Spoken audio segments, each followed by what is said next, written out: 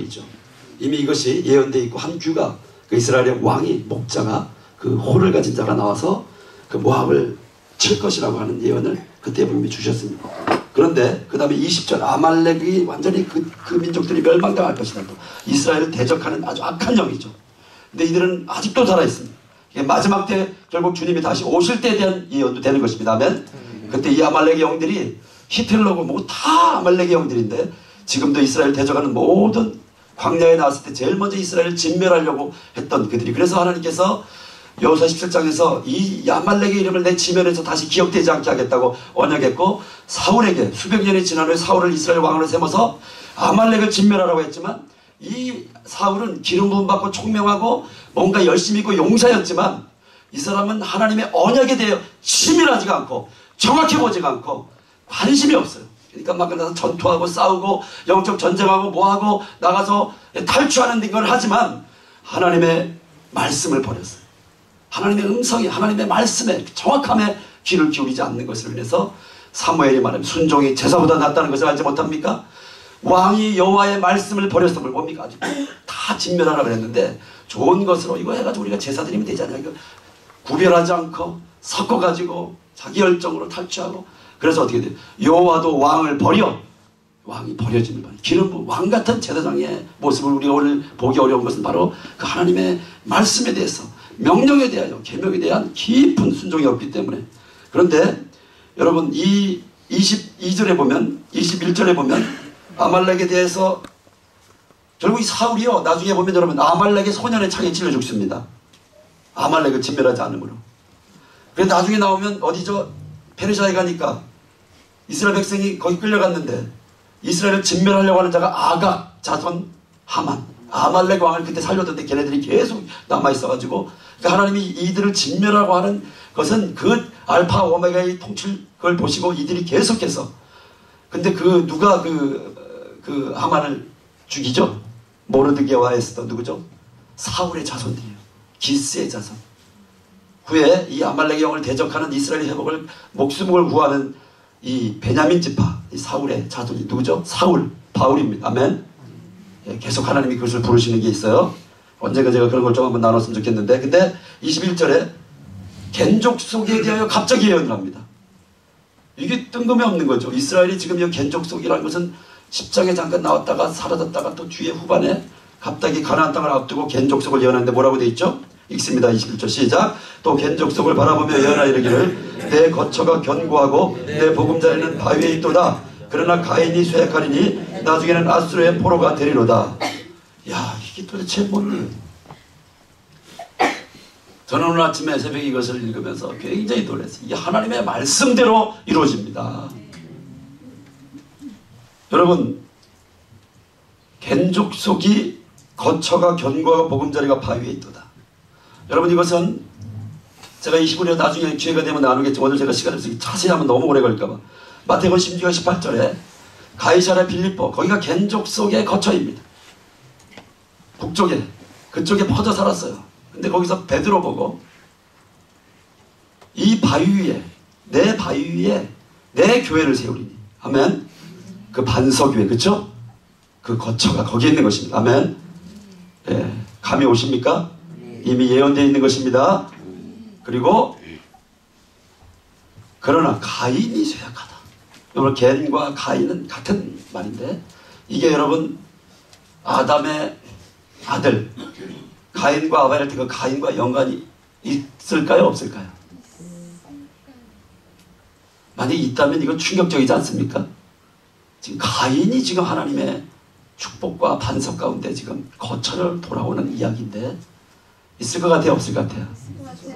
있다면 이거는 지금 엄청난 충격이죠. 근데 저는 오늘 오랫동안 이걸 고민했어요. 이게 가인이 과연, 겐을 가인이라고도 말하거든요. 근데 이 가인과 연결이 있을까? 원형적으로 있다는 것을 저는 확신합니다.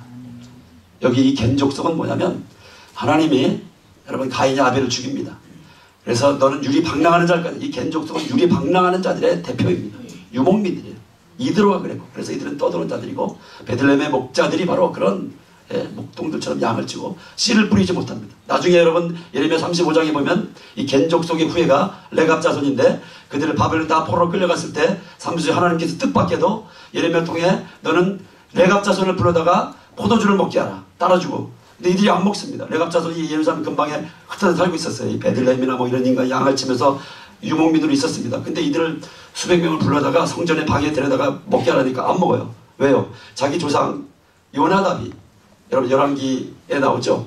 열왕기가 15장입니까? 거기에 요나답이 예후, 엘리사가 기름 부은 예후와 함께 요나답이 그 조상입니다. 레갑 자손, 겐족 속의 후예입니다. 대표적인 이름 중에 하나인데 그가 그 예후가 이제 완전히 그 바알의 그 아합의 그 바알의 잔당들을 진멸하러 갈 때 뜻밖에도 이 겐족 속의 후예인 레갑 자손 요나답과 같이 그 병거를 타고 가면서 요나답을 만나서 손을 잡아서 나와 동행하자고 합니다. 굉장한 여러분 예표이고 그림인데 이스라엘이 바알을 물리치는데 아주 중요한 그것이 뭐냐면 이스라엘이 겐족 속과 손을 잡을 때 복이 되는 것이에요.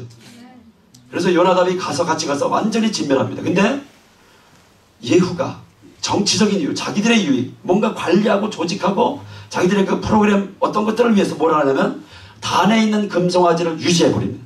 무너뜨리지 않아요. 요나답이 거기에 절망하고 다시 광야로 돌아가서 자기 자손들에게, 자기 장막에 거하는 자들에게, 뭐니까 겐족 속인 자기 장막에 거하는 그 레갑의 자손들에게 너희는 씨 뿌리지 말라. 파종하지 말라. 너희는 집 짓지 말라. 너희는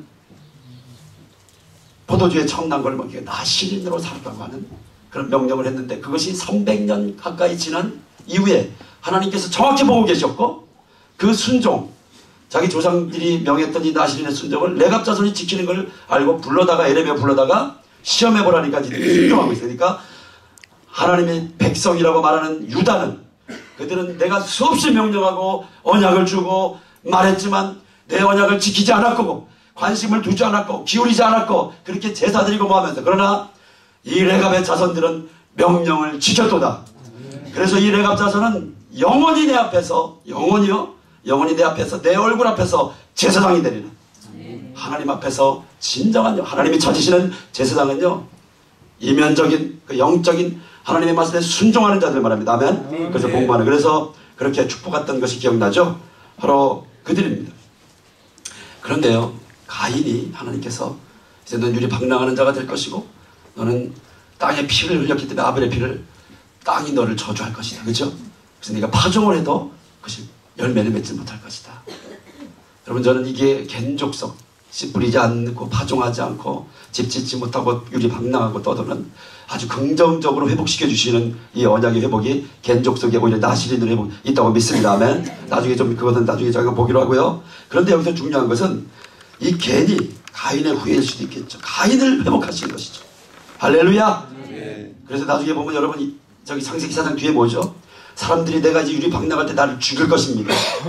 그러니까 뭐라고 하죠? 표를 주어서 가인에게 죽이지 못하겠다. 구원의 예표를 주신 것입니다. 그 표를. 이것이 하나님의 이름과 어린 양의 이름을 그에게 줬는데 그런 창세기 수천 년 전에 있던 이 말씀이 겐족속을 통해서 저는 성취되고 있다고 믿습니다. 그러니까 하나님이 얼마나 말씀대로 행하시는 분인가. 우리가 하나님의 말씀을 정확히 알고 성령께서 깨달은 이 기름 부음을 받을 때 이것이 이 시대 하나님의 역사와 마귀를 깨트리는 권능이 되는 것입니다. 그 말씀의 반석에 섰을 때 여러분 이것이 능력이 되는 것입니다. 아멘. 이기는 것이 되기 때문에 우리가 말씀을 깨달아야 됩니다. 성령께서 깨닫게 문자가 아니고 그냥 지식이 아니라 성령께서 깨닫게 해주셔야 돼요. 그래서 우리가 성령님을 구하고 기름 부음을 구하고 진리 가운데 인도해달라고 구하는 것이죠. 여기 보면 가인이 쇠약해질 것인데 나중에 아수르의 포로가 되리라. 여러분 이게 얼마나 놀라운 말씀입니까? 아수르의 포로가 이스라엘이 되는데 그게 개인이 쇠약해져서 포로가 되는 거예요. 가인, 겐족 속이 열왕기하 15장 29절에 보면 여러분 이스라엘 백성이 제가 그 책에도 썼지만 주님께서 왜 이 갈릴리 땅에 와서 90% 이상의 사역을 하셨을까? 예루살렘이 아니고 그 이스라엘 회복의 언약을 가지고 오시면서 그래서 그게 이사야 9장에 스불론과 납달리의 사망의 그늘에 앉은 이 땅에 주님께서 큰 빛을 비추신다고 되어 있죠. 그렇죠? 그게 왜 그러면 스불론과 납달리 이 갈릴리의 변방에 이방의 땅이라고 했는 그 섞여버린 이 땅을 왜 하나님께서 구속하신다고, 빛을 비춘다고, 메시아를 보낸다고, 그 뒤에 보면 기묘라 모사라 영존하신 하나님이라고 그 아들을 보내실까? 그 야곱의 별을 보내신다고 하실까? 그것은 바로 열왕기하 15장 29절에 이 땅에서 이스라엘이 아수르로 끌려갔기 때문입니다. 게데스, 하솔, 스불론과 납달리 지방에서 끌려갔다고 되어 있습니다. 아멘. 그들의 그 상처와 고통을 기억하는데 여기 보면 겐 족속이 아수르의 포로가 될 것이다. 그래서 이 땅에서 끌려간 그 이스라엘은 겐 족속인 것입니다. 가인의 족속인 것입니다. 그러니까 주님이 이 땅에 오셔서 이스라엘을 회복하는 그 구속의 이 갈릴리에 오셨던 역사는 여러분 이스라엘이라는 역사 속에서 그들이 포로로 끌려간 것을 회복하는 것보다도 더